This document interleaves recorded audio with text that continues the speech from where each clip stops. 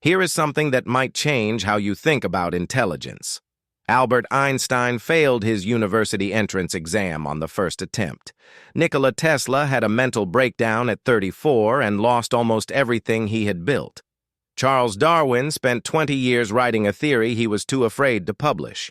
None of these men were born brilliant. None of them had a life free from failure, fear, or doubt. What they had was something different. They had a way of thinking, a set of mental habits that allowed them to see things other people missed, ask questions other people did not ask, and persist through difficulties that stopped other people completely. Today, we are going to study those habits in English. Not as a history lesson, as a practical guide. Because the way you think determines the quality of your ideas, your decisions, and your conversations.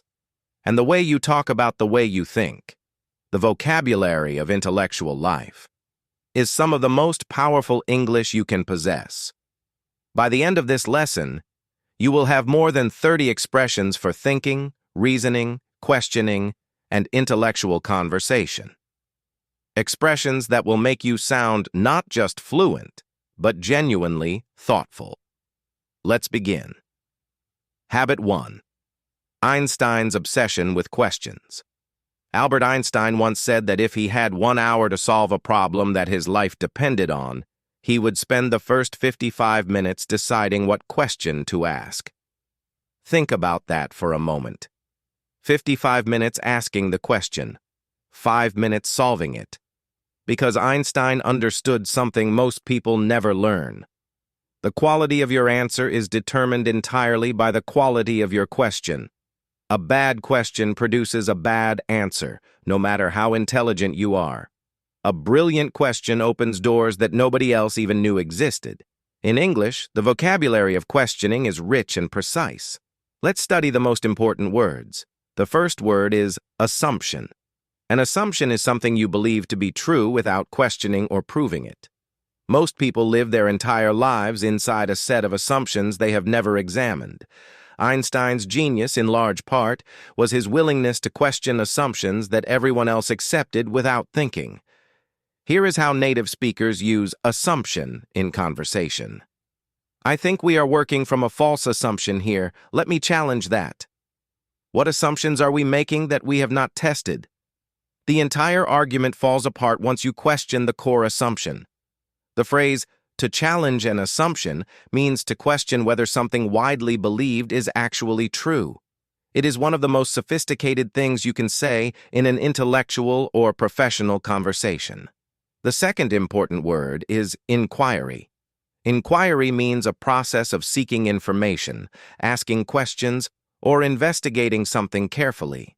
The word carries a sense of seriousness and depth. You are not just curious. You are engaged in a genuine pursuit of understanding. The scientific inquiry took 12 years before it produced a conclusion. She approached the problem as an open inquiry without assuming she knew the answer. His spirit of inquiry was what made him exceptional. He never stopped asking why. The phrase, spirit of inquiry, is especially powerful. It describes an attitude, a fundamental orientation toward the world that treats every situation as an opportunity to learn something. The third expression is to think outside the box. You have probably heard this one. But do you know exactly how to use it in natural English? Thinking outside the box means approaching a problem in an unconventional way, beyond the usual limits of how people normally think about it. The solution required thinking completely outside the box. The conventional approach simply was not working. What I admire about her is that she consistently thinks outside the box, even in routine situations. But here is a more sophisticated version of the same idea. Instead of thinking outside the box, try reframing the problem. To reframe means to present something in a different way, from a different perspective, which changes how it is understood and what solutions become possible. Einstein's great insight was that he reframed the problem of space and time completely. Instead of asking why sales were declining, she reframed the question and asked what customers were choosing instead of the product. Reframing the problem is often more valuable than solving the original problem. This is the vocabulary of someone who thinks carefully and speaks precisely. Use it, and people will listen differently. Habit 2. Tesla's power of visualization. Nikola Tesla had an extraordinary ability that he described in his autobiography. He said that before he built a single physical prototype of any invention, he would run it completely in his mind.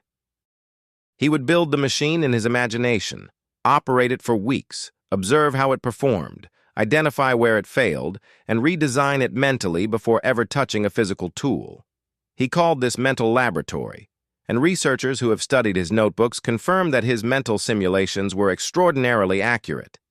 Tesla's habit was visualization, not in the vague sense of imagining something you want, but in the precise technical sense of building complete mental models of complex systems.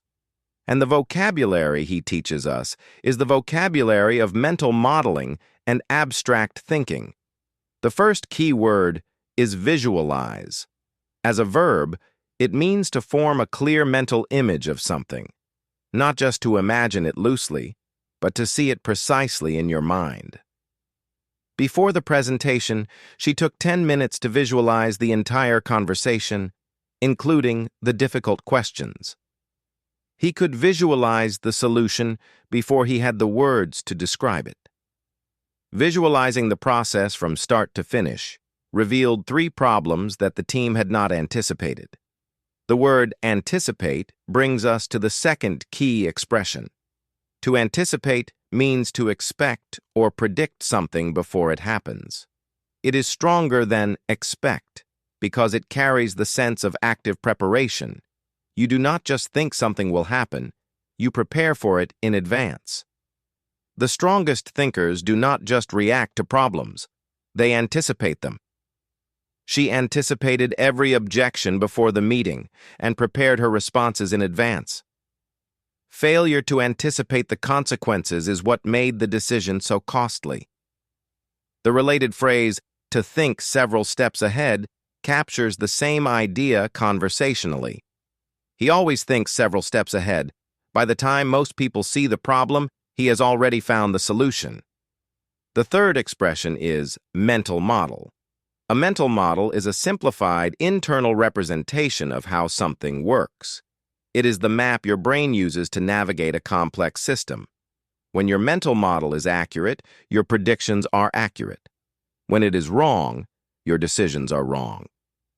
His mental model of the market was outdated. He was making decisions based on how things worked 5 years ago. Reading widely gives you access to more mental models, which means better thinking. One of the most valuable things you can do intellectually is to stress test your mental models. Ask whether they are still accurate. The phrase stress test comes from engineering. To stress test something means to push it to the limits of its capacity to see where it fails.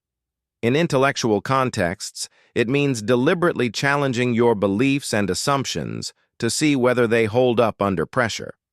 It is a beautiful expression that signals rigorous thinking. Habit 3. Darwin's patience with complexity. Charles Darwin spent 22 years working on the theory of natural selection before publishing it. 22 years of gathering evidence, testing observations, and resisting the urge to publish before the argument was complete. He was not slow, he was thorough, and there is a very important difference in English between those two words. Thorough means complete, careful, and paying attention to every detail. A thorough investigation leaves no stone unturned. A thorough argument addresses every possible objection. A thorough person does not move on until they are genuinely certain. Her analysis was thorough. Every data point was verified before she drew a conclusion. What distinguished Darwin's work was not speed, but thoroughness. The evidence was overwhelming precisely because he had gathered so much of it. A thorough understanding of the basics is more valuable than a superficial knowledge of advanced concepts.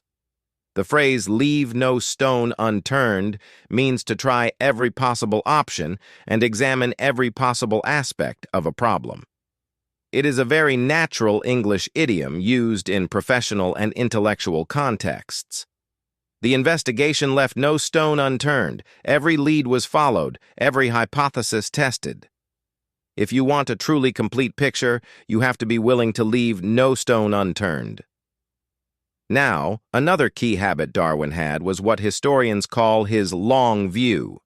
He thought not in days or months, but in geological timescales. He trained himself to hold complexity patiently, to resist the human tendency to oversimplify.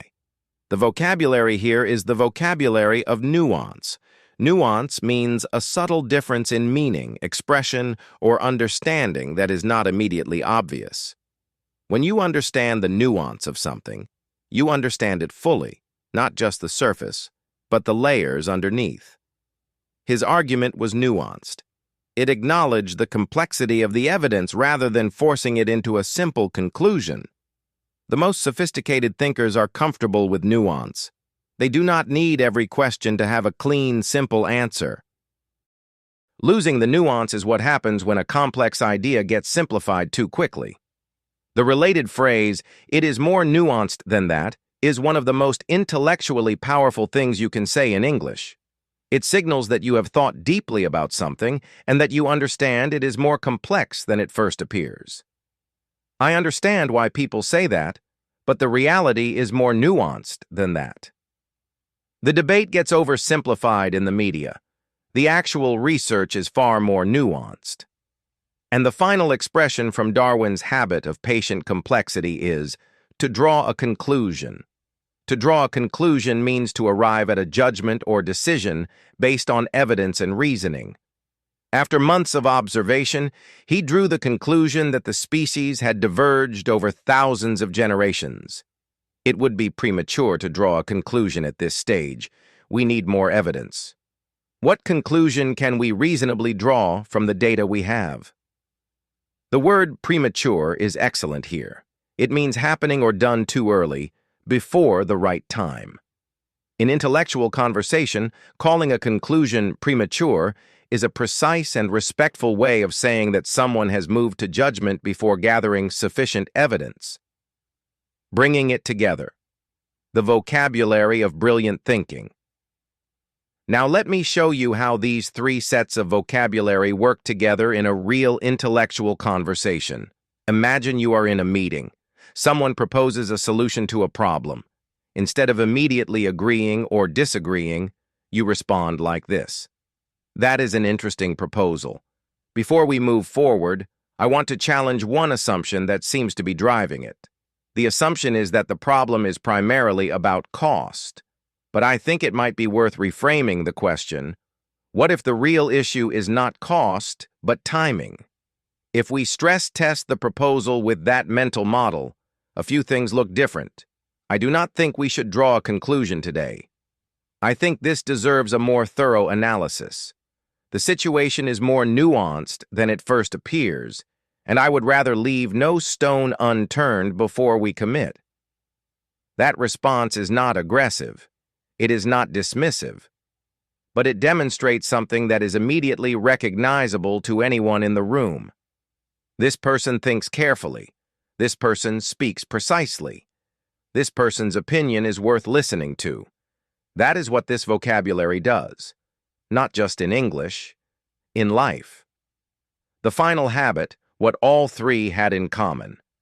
Einstein, Tesla, and Darwin were very different personalities working in very different fields, but they shared one habit that I believe was more important than any specific technique.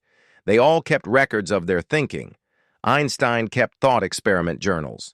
Tesla documented his mental simulations in meticulous detail. Darwin maintained notebooks for decades, recording every observation, every doubt, every question that crossed his mind. They did not trust their thinking to memory. They wrote it down. And in writing it down, they were able to return to it, question it, refine it, and build on it in ways that pure memory never allows. In English, there are two important expressions for this practice. The first is to put something into words. To put something into words means to express a thought or feeling in language. It sounds simple, but it is actually one of the most demanding intellectual activities there is. When you are forced to put an idea into words, you discover exactly how well you understand it. Vague ideas become clear. Contradictions become visible. Gaps in reasoning reveal themselves. I had a sense of what the problem was, but putting it into words showed me I did not fully understand it yet. Writing forces you to put your thinking into words, which is often where the real thinking happens. The second expression is to think out loud. To think out loud means to say your thoughts as they occur to you, without filtering or polishing them. It is the spoken version of keeping a journal. Would you mind if I think out loud for a moment? I want to explore this before I give you a definitive answer. She thought out loud during the meeting, and the team found it remarkably useful. They could see her reasoning in real time. Thinking out loud with someone you trust is one of the fastest ways to clarify a complex idea. Consolidation. Here are the most important expressions from today, organized so you can use them starting immediately. For questioning assumptions, say, I want to challenge the assumption that, or, what if we reframed the question? For precise intellectual discussion, use stress test, mental model, anticipate, and visualize. For expressing depth of understanding, say, the situation is more nuanced than that, or it would be premature to draw a conclusion at this stage. For demonstrating thoroughness, use leave no stone unturned, thorough, and a thorough analysis.